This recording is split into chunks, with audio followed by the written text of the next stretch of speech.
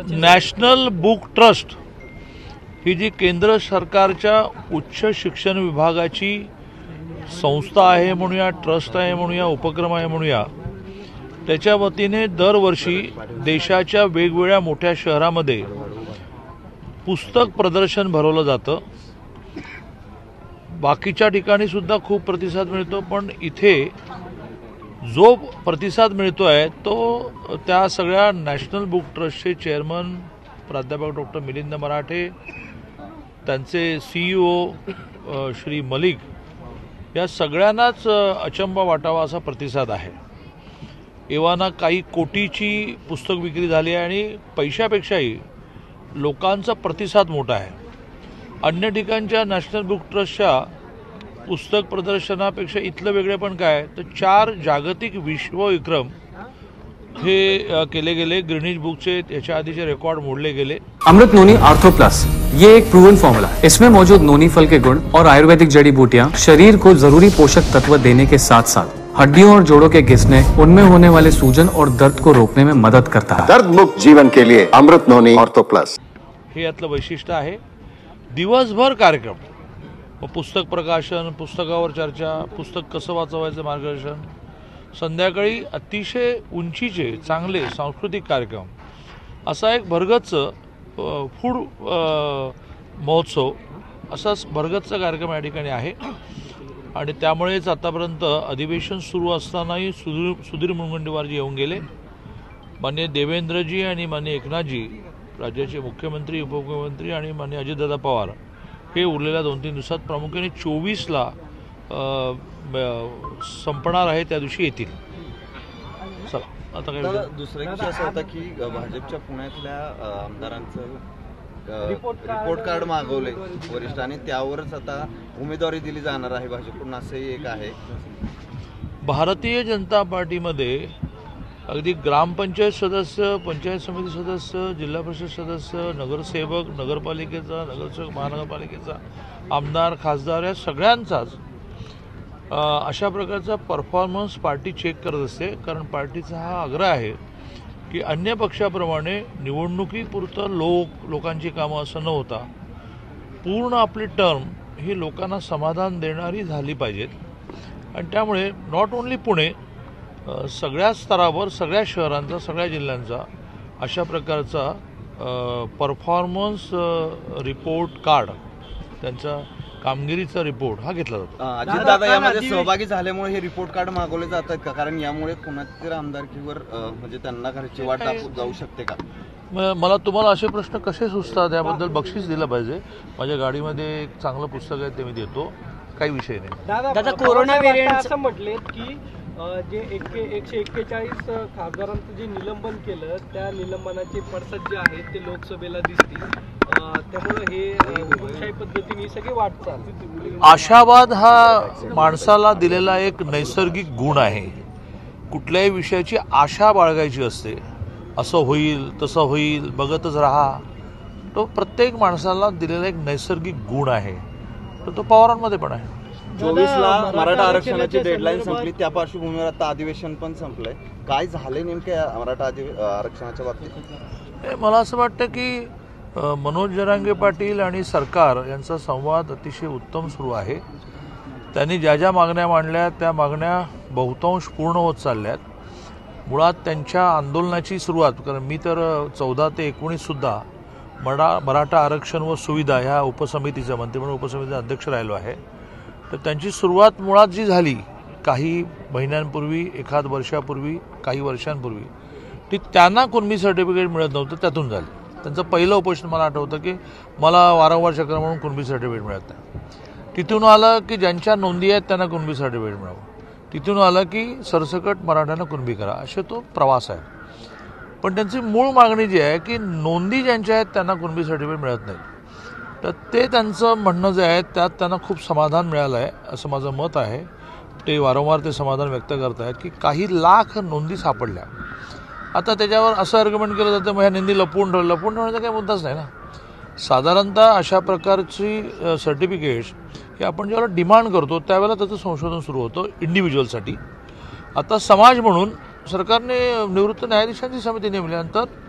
काही कोट, म्हणजे मला चुकीच्या आकडे कोट करण्याची सवय नसल्यामुळे काही कोट एवढंच म्हणतो, पण बहुधा हे 1 कोट 2 कोट याच्यापेक्षा जास्त नोंदी वेगवेगळ्या जिल्ह्यामध्ये जाऊन आणि आता हैदराबादला जाऊन त्या निवृत्त न्यायाधीश शिंदेनी तपासल्यामुळे आता बऱ्याच जणांना कुणबी सर्टिफिकेट मिळेल. यात मनोज जरांगे पाटील हे समाधानी आहेत की बाबा माझ्या आग्रहामुळे, माझ्या उपोषणामुळे, माझ्या रेट्यामुळे हे झालं. आता मुद्दा राहतो की ज्यांच्या कुणबी नोंदी सापडणार नाही त्यांचं काय, तर त्यांना माननीय देवेंद्रजींनी मुख्यमंत्री असताना SCBC नावाने आरक्षण दिलं होतं, ते टिकलं नाही आणि त्यामुळे पुन्हा एकदा तोच एक्झरसाईज करायला लागेल. कारण ज्यांच्या नोंदी नाही त्यांना आरक्षण देण्याचा तोच एक मार्ग आहे की मराठा मागास आहे सिद्ध करणं. मराठा मागास आहे हे सुप्रीम कोर्टाने का मानलं नाही याचा अभ्यास करून सिद्ध करणं, याचा अभ्यास करून एक्झरसाईज करणं आणि पुन्हा एकदा कायदा करणं. घटनेची प्रोसिजर तीच आहे आणि भारतासारख्या एवढ्या मोठ्या लोकशाही देशामध्ये मला वाटतं म्हणून काही विषय संपत नाही, तर तो कायद्यात बसतो की नाही. त्याप्रमाणे आता निवृत्त न्यायाधीश शुक्रे यांची हे मागास आयोगाचे अध्यक्ष झाले. पहिली बैठकही त्यांची नागपूरला झाली आणि 3 मोठ्या एजन्सी अपॉइंट झाल्या. कारण सुप्रीम कोर्टाने हाही मुद्दा उपस्थित केला की तुम्ही सर्वे क्वांटिटी म्हणून जास्त नाही केला आणि सर्वे लोकल एजन्सीच्या माध्यमातून केला. म्हणून Tata institute of social science, Gokhale research institute आणि केंद्र सरकारची लोकसंख्या ह्या विषयाची एक कमिटी आहे की जी लोकसंख्या या विषयाचे खूप सर्वे करत असते. असं तिघांना काम दिलं, तिघांनी ॲक्सेप्ट केलं. सगळी महसूल यंत्रणा लावणार आहोत. म्हणजे एखाद्या वेळेला एक 3 दिवसाचा असा कॅम्पेन होईल ज्यात महसूल यंत्रणेने काहीच करायचं नाही, फक्त एवढंच करायचं. त्याचं फॉर्मॅट तयार झाला की कशाच्या आधारे आपण मागासलेपण सिद्ध करणार आहोत. आणि त्यामुळे जर महसूलची यंत्रणा लावली, जी प्रत्येक गावामध्ये किमान तलाठी असतो, ग्रामसेवक असतो, एका छोट्या गावातील 16 गव्हर्नमेंटची माणसं असतात. प्राथमिक शिक्षक असतो, MSCBला माणूस असतो, ग्रामसेवक असतो, आशा वर्कर असते, अंगणवाडी सेविका असते. त्यामुळे लिटरली एका दिवसात हा सर्वे पूर्ण होईल, पण घाई करण्याचं कारण नाही. ही सगळी महसूल यंत्रणा वापरून सर्वे होऊन मग ह्या 3 मोठ्या इन्स्टिट्यूट, टीस, गोखले आणि केंद्र सरकारची पॉप्युलेशन विषयातली सर्वे एजन्सी, त्याचं विश्लेषण करून सरकारला त्यांनी सूचना करायची असते की मराठा समाज मागास आहे आणि आरक्षण दिलं पाहिजे. वेगळं अधिवेशन घेऊन, स्पेशल अधिवेशन घेऊन हा एकदा एक्झरसाईज पूर्ण झाल्यानंतर पुन्हा एकदा ज्यांच्या कुणबी नोंदी सापडल्या नाहीत त्या मराठ्यांना आरक्षण देण्यासाठी कायदा केला जाईल. तो कायदा करताना आतापर्यंत कायदा टिकला नाही त्याची कारणं लक्षात घेऊन काम केलं जाईल. प्रमाणपत्र आणि न्यायमूर्ती शिंदे यांच्यावर याआधीच छगन भुजबळ यांनी शिंदे समिती बरखास्त करायची मागणी केली होती. एवढ्या मोठ्या प्रमाणात कशा पद्धतीने कुणबी प्रमाणपत्र सापडतात असं देखील भुजबळ म्हणाले होते. कुणबी नोंदींचा कायदा जो आहे तो 67 आहे. तो काही माननीय मुख्यमंत्री एकनाथजी शिंदेने नव्याने केला नाही. त्यानंतर त्याच्यामध्ये काही करेक्शन 2004 साली झाल्या, 2012 साली झाल्या. त्या तिन्ही वेळेला 67, 4 आणि 12 वेळेला एकनाथ शिंदे पुढे ना काही मुख्यमंत्री नव्हते. त्यामुळे नव्याने काहीही माननीय एकनाथजी करत नाही आहेत. तर कुणबी नोंद कशी शोधायची, कुणबी सर्टिफिकेट कसं द्यायचं याची जी परंपरा आहे ती स्ट्रेंथन करतायत, फक्त त्यातली लिथार्जी संपवत आहेत.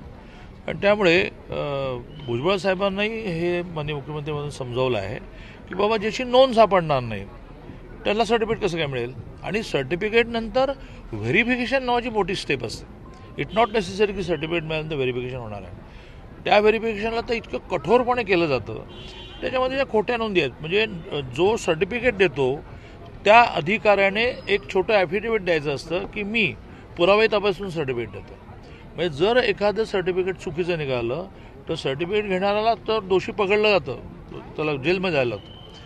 सर्टिफिकेट देणारा तो जो प्रांत असतो, डेप्युटी कलेक्टर असतो, त्याच्यावरही कारवाई करण्याची कायद्यामध्ये प्रोव्हिजन असल्यामुळे कोणालाही नोंदी नसताना खोटं सर्टिफिकेट दिलं जाणार नाही. भुजबळांचा नेमका त्या नोंदीलाच विरोध होता. मराठवाडा वगळता इतर ज्या भागामध्ये नोंदी काढल्या जातात, सरसकट नोंदी काढल्या जातात, त्यालाच विरोध आहे. मी पुन्हा तुम्हाला अंडरलाईन करेन, कारण तुमच्या माध्यमातून सर्वसामान्य माणसाला विषय कळत असतो की अशा प्रकाराने नोंदी नसताना खोटं कुणबी सर्टिफिकेट, खोटं SC सर्टिफिकेट, खोटं ST सर्टिफिकेट, इव्हन खोटं 8 लाखापेक्षा कमी उत्पन्न असणारं जे इकॉनॉमिकली बॅकवर्ड सर्टिफिकेट आहे हे नोंदी नसताना, पुरावे नसताना दिलं तर देणाऱ्या अधिकारावर कारवाई होते. ती कारवाई जेलमध्ये जाण्याची सुद्धा आहे. दादा अधिवेशन झालं कोण रिस्क घेईल ना? त्यांनी सांगितले की 2-4 असे कुणबी प्रमाणपत्र आम्ही मुख्यमंत्र्यांना सादर केलेले जे बनावट अशी जी हे बघा, या एवढ्या मोठ्या देशामध्ये अशा घटना होत असतात, पण त्या घटनांवर कारवाई नाही आहे का, शिक्षा नाही आहे का? असं होऊ शकतं ना. अहो प्रांत कार्यालयात जायचं नाही आणि खोटी सर्टिफिकेट छापतात की नाही, युनिव्हर्सिटीची डिग्री सर्टिफिकेट छापतात, तर कोण कोणाला अडवणार?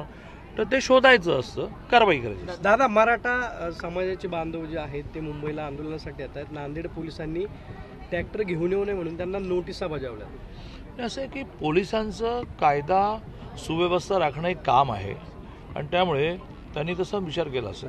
दादा अधिवेशन झालंय, अधिवेशन काळामध्ये विकास कामं कुठलीच चर्चा झाल्याचा आरोप जो आहे तो विरोधकांकडे वारंवार केला जातो गेल्या 15 दिवसामध्ये. नेमकं आता अधिवेशन संपले, काय झालंय की विरोधकांचं काय झालंय की नाचता येणं अंगणवाकडे. सदस्य मुळात मुठभर, त्यातले निम्मे उपस्थितच राहत नव्हते, आले तर सह्या करून जात होते आणि त्यामुळे मग काय उरतं हाताशी, तर सरकारवर आरोप करणं होतं. आरोप हे पुराव्याच्या आधारे करायचे असतात. ह्या अधिवेशनात जेवढं कामकाज झालं, रात्री 2-2 वाजेपर्यंत कामकाज झालं. रोज रात्री 2ला मी झोपायला जायचो, कारण मी संसदीय कामकाज मंत्री आहे.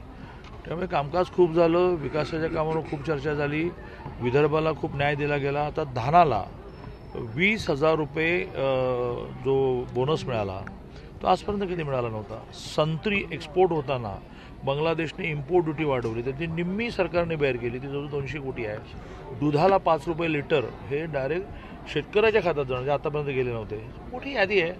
आता एवढा वेळ ललित पाटील प्रकरण गेले 2 ते 3 महिने सुरू होतं, त्याच्यावरही खूप चर्चा झाली अधिवेशनामध्ये. मात्र शेवटचं जे काय ते ठाकूर यांच्यावर कारवाई करण्याची एक मागणी होत होती, ती अजून मात्र झालेली नाही. असं आहे की अधिवेशनामध्ये परमेश्वराने जरी मागणी केली तर ती जेवढी मान्य करता येईल तेवढीच करता येते. त्याप्रमाणे माननीय गृहमंत्री देवेंद्रजींनी, उपमुख्यमंत्री देवेंद्रजींनी ललित पाटील या विषयामध्ये जे प्रश्न उपस्थित झाले त्या सगळ्याला अतिशय लॉजिकल उत्तरं दिलेली आहेत. समाधान झालं असं माणूस नावाचा जो जिवंत प्राणी आहे त्याचं कधी होतच नसतं. दादा, संसदेत पत्रकार आहेत? नाही, पत्रकार नसेल तर बाजूला थांबू पण नका. बाजूला अधिवेशन सुरू होतं, 141 खासदारांचं निलंबन झालं. गेल्या 2-3 दिवसापासून हे सगळं कोण आहे बघा, कोण आहे? 2 मिनिट थांब ना कशाला दादा. प्रश्न विचारता? 2 मिनिट थांब ना दादा. आज सुप्रिया सुळे देखील दादा आंदोलन करतायत. तुम्ही इतके दिवस झाले सगळ्या संसदीय कार्यमंत्री आहात, राजकारणात आहात, आतापर्यंत कधी एवढ्या खासदारांचं निलंबन झालं नव्हतं असा आरोप आता विरोधकांकडून केला जातो. असं आहे की चूक केल्यानंतर कारवाई करायची नाही असं झालं तर समाजामध्ये बेशिस्त वाढेल. त्यामुळे चूक झाल्यानंतर कारवाई होणार. ओके, चला. थँक्यू. विकासाचा ध्यास म्हणजे